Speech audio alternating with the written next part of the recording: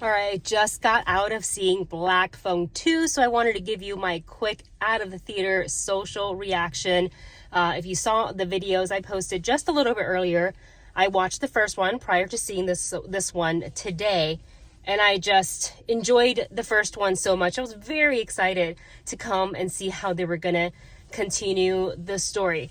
I still had fun with it. I thought the performances, specifically by Mason and by by Madeline, were fantastic.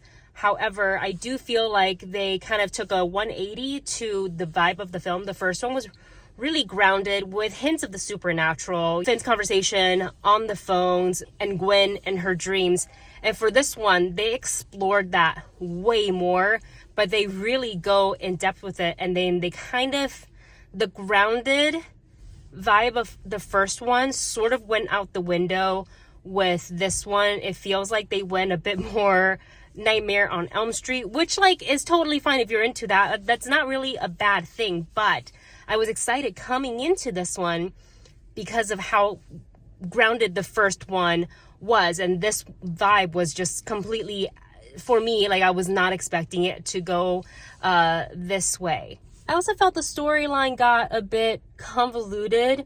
They were trying to say a lot of things just for us to get to one point where I feel like they could have been a little bit more straightforward with it. They were trying to cover a lot of different storylines that I want to talk about in this social reaction. For that, you'll have to tune in to my full review on YouTube. I also want to mention that the imagery, they are a lot more graphic with this one, which I enjoyed. So was it fun? Yes. Do I feel a little bit disappointed? Also yes, because of just how much I really enjoyed that first movie. In any case, we're gonna go ahead and get more into it in a full review coming soon to YouTube, so stay tuned.